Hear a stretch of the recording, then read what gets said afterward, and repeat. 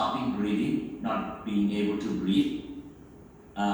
Sleep apnea means stopping breathing in your sleep, and obstructive means due to obstruction. So it's a temporary cessation, at least 10 seconds or more, or reduction in the airflow due to the upper airway collapsibility during sleep. And this will cause sleep disruption and lead to excessive daytime sleepiness. Now, a few definitions. Apnea means complete cessation of airflow for at least 10 seconds or more. Hypopnea means partial reduction in airflow, at least 30%. RERA means respiratory effort related arousals. And you need to know this AHI. This is the number that you get when you order a sleep study. If you order a sleep study and then you get back the result, this is what you get. So AHI means apnea hypopnea index. What is it? It is the number of apnea and hypopnea per hour of sleep. Let's say this patient slept for 10 hours and this patient had apnea or hypopnea 100 in that 10 hours sleep. So 100 divided by 10, his apnea hypopnea index will be 10 per hour. So that's how it works. Okay, so what is the symptoms of obstructive sleep apnea? Obviously, loud snoring. Most people who have sleep apnea, loud snoring, but sometimes people may have minimal snoring and they may still have sleep apnea. On the other hand, not everyone who snores has sleep apnea, so that needs to be in mind. And choking and gasping, observed apnea, meaning that spouse is sleeping, like husband is sleeping next to the wife or wife next to the husband, and they say that my husband or my wife snores, and sometimes I see gasping for air, and I see that he or she is not breathing for a few seconds and then wakes up. And sleep disruption and polyuria, meaning that they will wake up frequently and go to the bathroom frequently. Sleep apnea actually causes overproduction of urine and make you go to the bathroom, and some people may believe that it is due to prostate problem, but it may not be due to the prostate problem. They may frequently wake up with headaches in the morning and cognitive slowing, meaning that during the day they cannot think straight and their thinking process slows down. They can have frequent migraine, they can have anxiety and depression. Obviously, they will be sleepy during the day, and usually they will fall asleep watching TV, reading books, driving cars, in a meeting, unexplained fatigue, AMVA, meaning that motor vehicle accident. This is usually very common in long distance drivers like truck drivers. Uncontrolled hypertension. One of the causes of uncontrolled hypertension, patient is taking a lot of medication and you know that they're compliant. Despite that, they are not getting their blood pressure under control. Please check for sleep apnea. Atrial fibrillation. A lot of people will have atrial fibrillation exclusively from sleep apnea. And if you catch and correct the sleep apnea early, they may actually go back to sinus rhythm and not need any other medication. Sleep apnea increases the risk of cardiovascular death, including CVA or stroke, and also it can cause periodic limb movements at night. So basically, you can see here that there is a number of effects, physiological effects. On the top, you can see sleep apnea will cause hypoxemia and hypercapnia, sleep disruption and arousals. In the middle, disease mechanism includes sympathetic activation and left atrial enlargement. This actually causes the increased release of atrial peptide, nitrogen peptide, leading to increased urine production. And it can cause endothelial dysfunction as well. At the bottom circle, you can see that associated cardiovascular disease, including pulmonary hypertension and systemic hypertension, arrhythmia, and the most common arrhythmia is atrial fibrillation. And it will also cause decreased perfusion in kidney, causing renal dysfunction, and stroke and myocardial infarction risk increases. So here you can see this is the subject MRI view of a patient. On the left, it's normal. You can see in the arrow that soft palate, tongue and mandible, and there is enough space behind the tongue. On the right side, this is a patient who has sleep apnea. You can see that there is not enough space behind that soft palate. So the tongue itself is big, and you can see fatty tissue infiltration inside the tongue. So automatically the space becomes decreased. So this is the obese patient on the right side who has sleep apnea. On the left, normal subject who does not have sleep apnea. Now, this is how it looks when someone has sleep apnea. So this is a live endoscopy done in a patient who is sleeping, and you can see, I can play, and you should be able to see that how it is collapsing.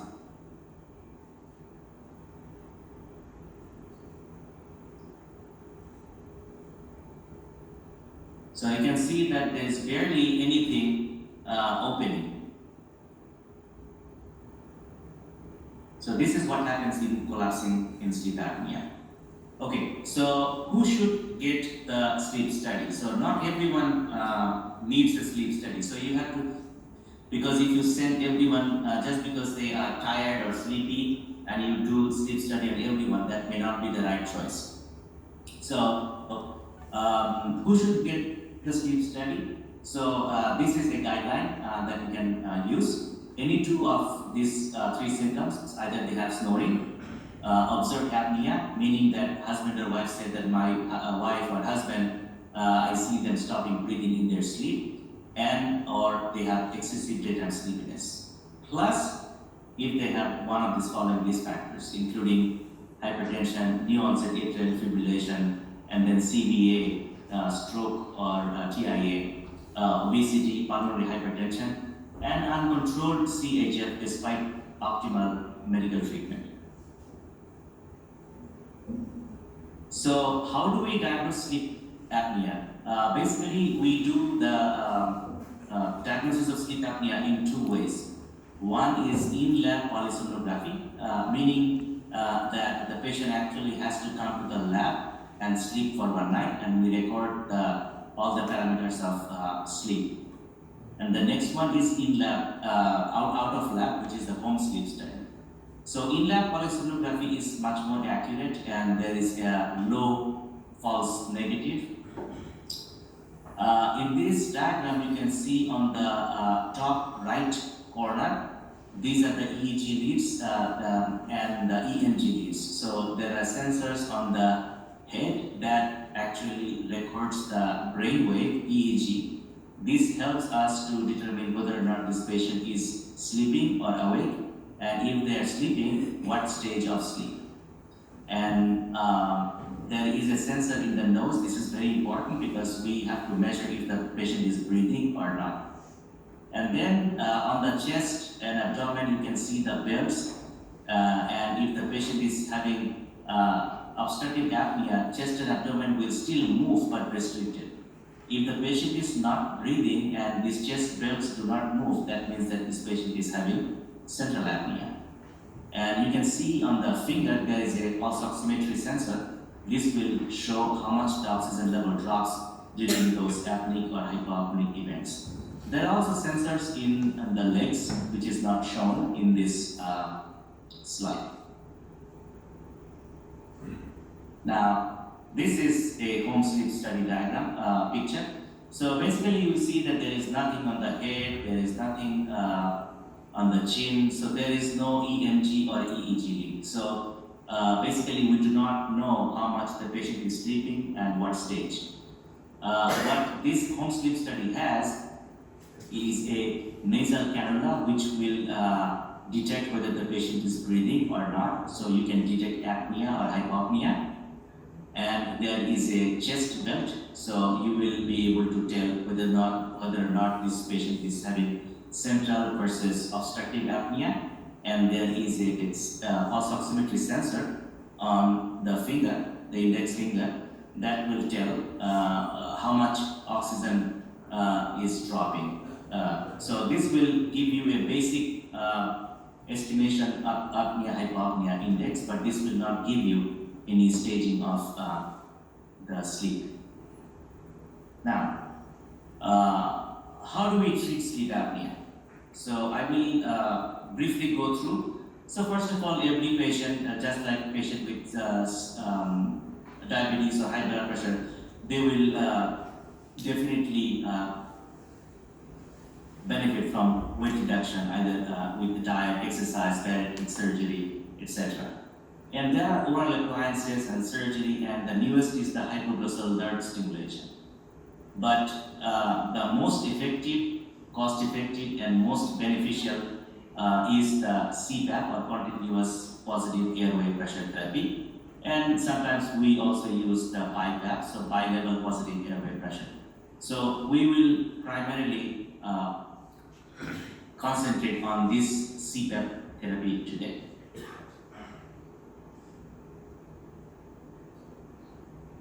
Before that, I just want to show you, sometimes there will be some patients who have sleep apnea only when they are sleeping on their back. If they sleep on their side, they don't have much apnea or hypopnea. In those cases, you can either use some form of device like this one. This is called a positional pillow, which is strapped in the back. So patient is forced to sleep on their side. So if they roll and try to be on the supine, this thing on the back will prevent him from sleeping on the back. And also sometimes you can use a wedge pillow like this one, which will elevate the upper torso from waist up. It's just like using a elevated hospital bed.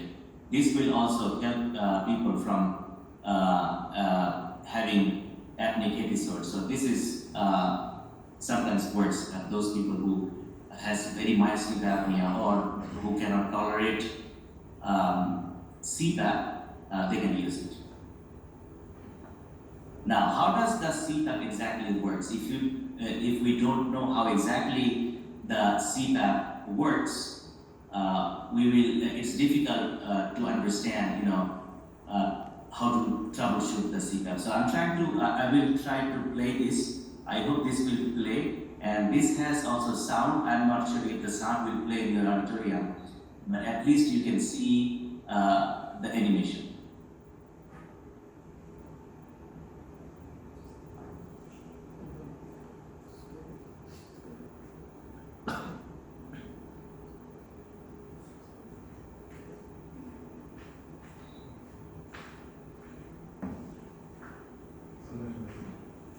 So now you can see the blue part is the air that is pushing. This patient is having an apneic episode. Here you can see the tongue has fallen back and there is hardly any space to breathe. Now that the CPAP is turned on, see what happens. It will open up the airway.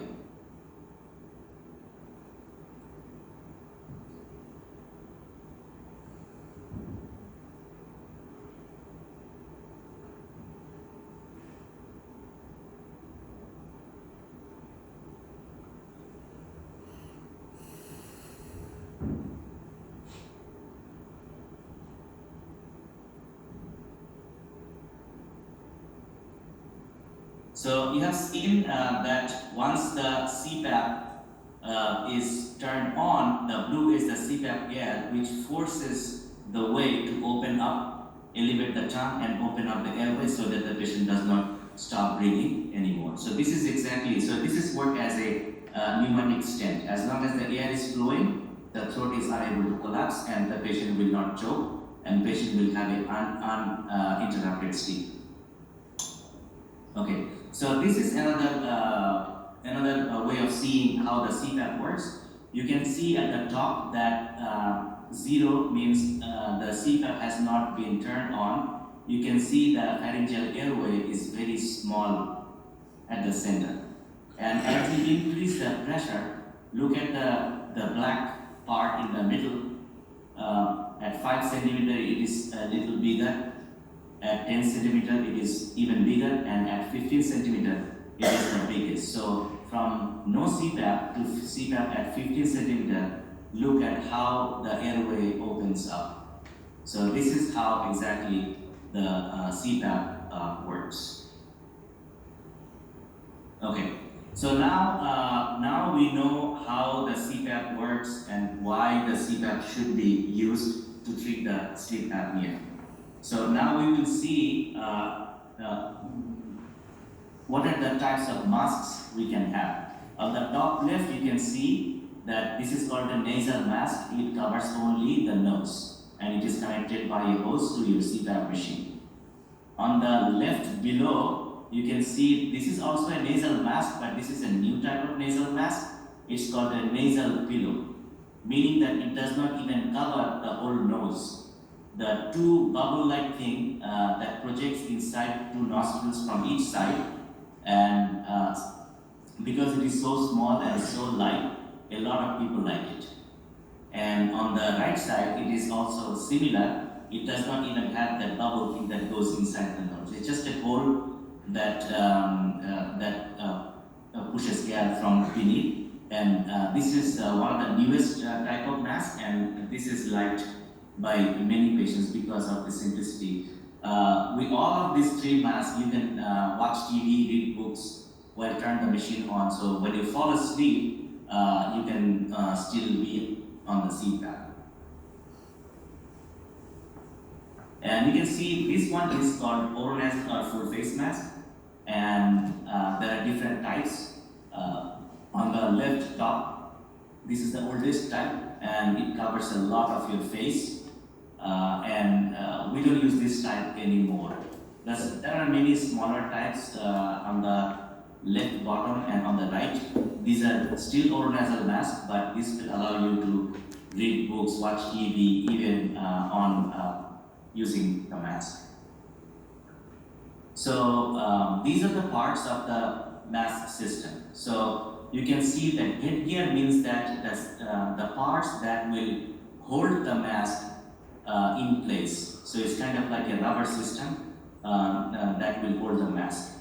And the mask cushion is the part that is soft, usually made of silicone, and this is the one that needs to be replaced every few months.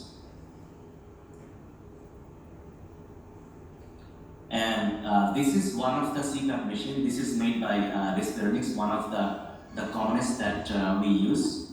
You can see that this is pretty small, and on the round radio-like knob, this is used to change the menus and stuff. And then on the top, you can see that on and off button, and on the right side, this is called a ramp button. What is ramp button? Let's say someone has been prescribed a CPAP of 10 centimeter.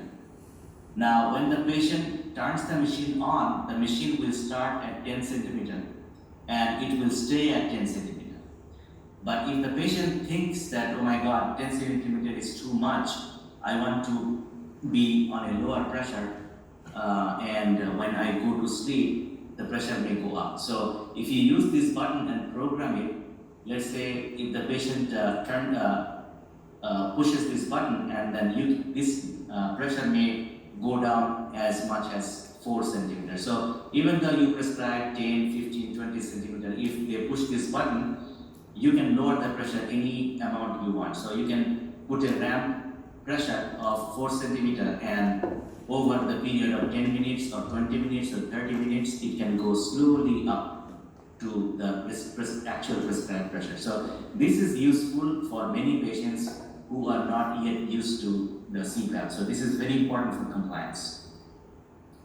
This is another company machine. This is basically exactly the same. It just looks different. These are the two main companies that are in the market, but there are many others, and they are also good. So how do you know that if a patient is using the CPAP or not? So there is a card, SD card, just like the card that you have in your digital camera, and you can download the data, and that will show if the patient is using or not. So now you can see that the date range, and you can see on the CPAP pressure, this patient has 12, and in all of the others, the days that the patient has used and days the patient has not used, the percentage of days that use for at least 4 hours or more in this patient, 76%, and average AHI, meaning that, so this is the data you can see to look at to see whether the patient is being benefited from the CPAP. So let's say the patient had a AHI of 10 or 15 or 20 or 100. Now with the CPAP, the average AHI is 0.5. So that means the CPAP treatment is absolutely working. This is like when you check your blood pressure on a patient before the medication and after the medication. So now, what are the major barriers in compliance with the CPAP? So it's a very big problem. It's not we prescribe CPAP to a patient and just tell them to go away. It's not easy to sleep with a CPAP, and it takes time to get used to it. So there is intolerance to the CPAP mask, nasal irritation, difficulty tolerating the pressure, just like I said, and then claustrophobia, difficulty initiating sleep. So with the CPAP mask, they may not be able to actually fall asleep because it is something alien that's sitting on the top of their nose. Sometimes the people will wake up with a dry mouth. Sometimes the patient may involuntarily remove the CPAP mask, so they wake up in the morning and they find that the mask is no longer on the face. So that means that they have removed the mask involuntarily. So now this is the part that I want to concentrate. This is a difficult subject, and I want to just make sure that we get this information, because you don't get this troubleshooting information in the book much. So let's start with the first one. So patient will come and say that my CPAP mask is uncomfortable. I don't want to use it because it is ruining my life. What can you do?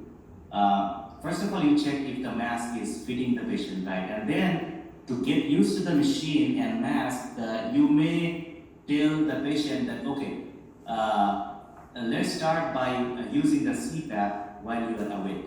So when the patient is awake, the machine will not benefit him at all, but what it will do is it will help him to get used to the CPAP mask feeling and the pressure. So they may turn on the machine, put on the CPAP and watch TV or read books and stuff, and then this will give them to get used to the feeling of the CPAP, so that when they go to sleep at night, it will not bother them.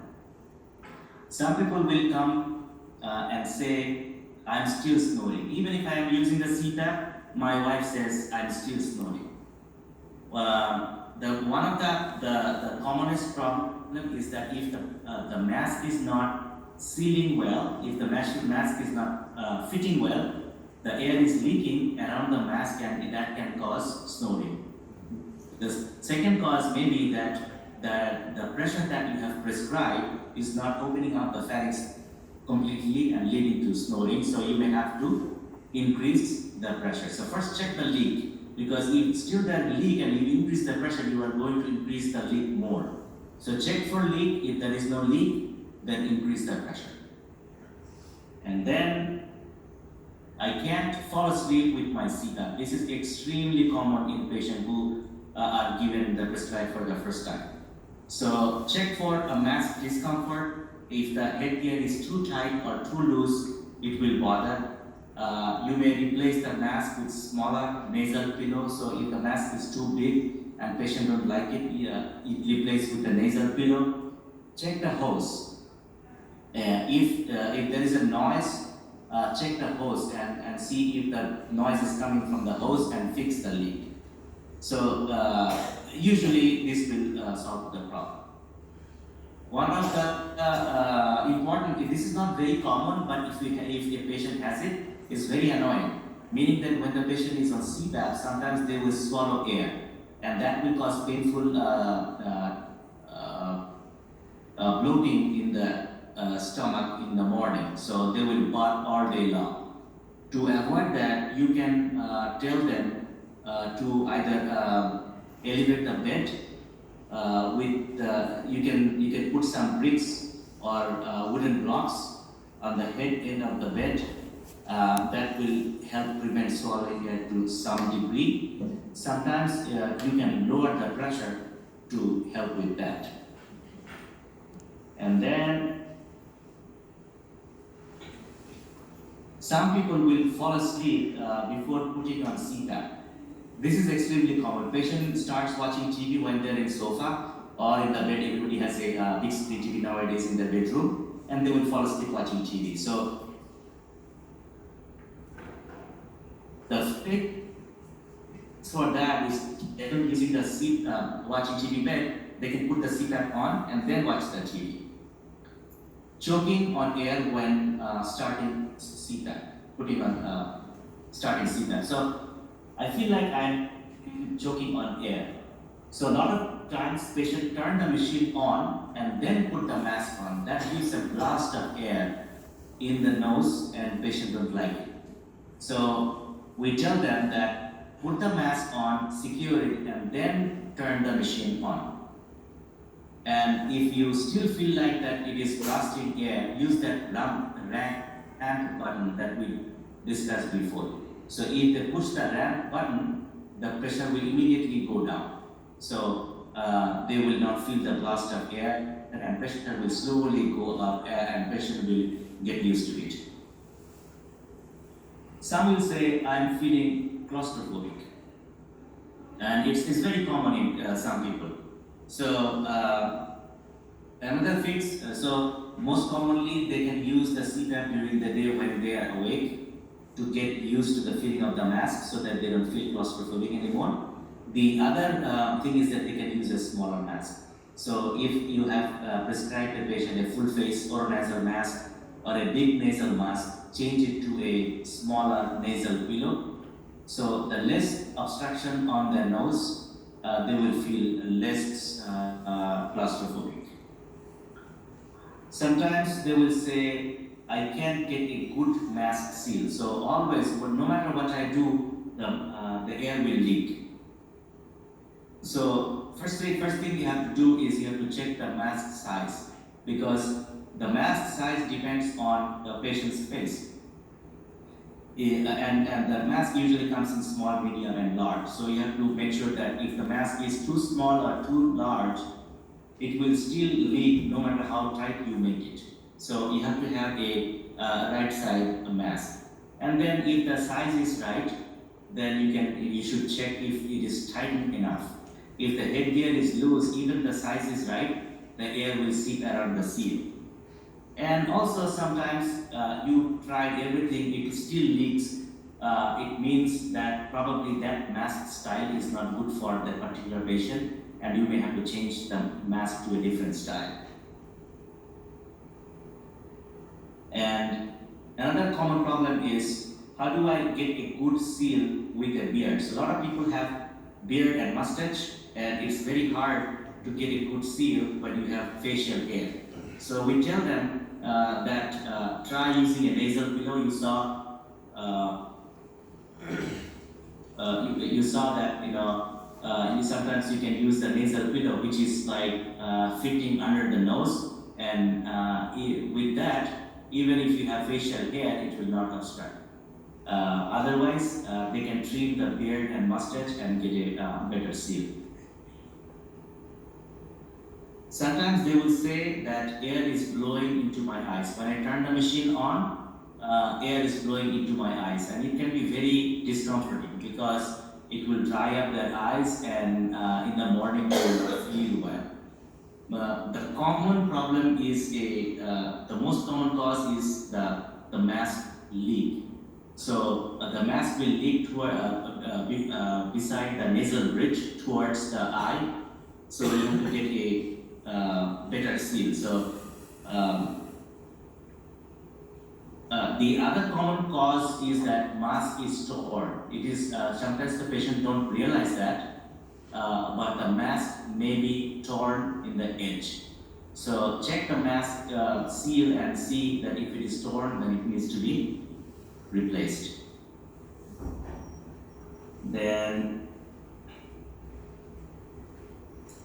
some patients will say, my CPAP mask is leaving a red mark. It means that they are probably making it too tight. So in order to avoid this, they have to loosen the mask just and make it only that much tight to prevent the leak. Some patient will say that mouth and nose is too dry in the morning. We recommend that you use the heated humidifier and adjust the humidifier setting. And check for leaks, because if the leak is there, that will cause dry mouth. And sometimes patient has dry nose, so they can use some Vaseline or petroleum jelly inside the nose before they put the CPAP on at night, and that will prevent the dryness. Some people will say my nose and throat are drying out from CPAP, and it's fairly common. Then nasal congestion. So nasal congestion is very common, and we say that please use a nasal steroid like fluticasone before bedtime, and heated humidifier also helps. Some people will have what we call, it's not really allergic rhinitis, it is called perennial rhinitis, and steroid does not help. In those cases, we recommend trying ipratropium bromide nasal spray. So it's not the ipratropium that you use for asthma COPD, it's the spray, 0.3 or 0.6%. And some people, they have difficulty using the CPAP when they have a common cold. So they have a stuffed up nose, and in those cases we tell them to use either nasal steroid or xylometazoline. Or in worst case, if they have very stuffed up nose, they can avoid using the CPAP for the few days that they have this problem. And sometimes you will see that the patient is using the CPAP, but the AHI is still high. On the compliance data I showed you before, if the AHI is too high, it can be from two reasons. Either the patient is having leaks and causing the air to escape, the pressure to escape, or the patient is having low pressure, and then you need to use the higher pressure, so increase the pressure. Sometimes the patient will say that I wear the CPAP every night, but my AHI is still high. So sometimes the screen will show you the AHI. The patient knows that the AHI is high. And if the AHI is high, check for central apnea, because if the central apnea is there, if you increase the pressure, it will cause more central apnea. If there is central apnea, you may have to switch to a BiPAP. If the central apnea is caused by CHF, you will have to treat the CHF. If the central apnea is caused by other reasons like using narcotic medications, they will have to discontinue the narcotic medications. Machine is too noisy. Sometimes the patient will say, my machine is too noisy. So usually most of the noise comes from not the machine, but from the mask end. So there is usually a problem in the mask seal. So check the seal of the mask, and that will pretty much solve 90% of the problem. Now, a few times, like 10% of the time, the machine may be noisy because the machine is old or the motor is old. It may need servicing. Sometimes the machine may be too old and it needs to be replaced. Other minor problem is like I keep getting tangled in the hose at night. So hose is too long, and sometimes patient get tangled in the hose. In those cases, they may have to have a shorter hose. I keep getting splashed by water in the tube. So those patients who use the CPAP with the humidifier, they may sometimes have water in their hose, and sometimes that will cause problem. So the fix is that lower the humidifier setting. So if you have a lower humidifier setting, the less water will come out. And then the other thing that you can do is put the CPAP machine at a lower level than your bed. If you do that, then even you are putting up too much water from the humidifier, it will not go to your nose and drown you. And then the other problem, they will say, I keep pulling the CPAP machine off the nightstand. This is common, and they will. This is probably secondary to discomfort, and they will have to just tell them that please keep using the machine, and it will eventually get better. So now what? I'm using CPAP. I have no problem, and I am still sleepy. So I have no leaks, everything. So please know that CPAP cannot fix 100%. So patients who are 100% compliant with a zero AHI, no leak, zero leak, and patient is getting 8 hours of sleep at night, some people may still be sleepy. In those cases, you may have to use adjunct medication like modafinil or armodafinil. I think armodafinil is available in Bangladesh. It comes in 150 milligram and 250 milligram of medication, and you can use it once or twice a day, and that will solve the problem. And sometimes you may also have to check if the patient is sleeping enough, and you may have to look for additional diagnosis, like if the patient is severely anemic, or if they are hypothyroid, or if they have low testosterone level, they may also cause extreme fatigue and daytime sleepiness. So you may also have to look for other cause of daytime sleepiness and fatigue, and not blame every sleepiness and fatigue to obstructive sleep apnea. So with this, I'm going to conclude the presentation and open up for any question. Please, let's have the question answer session.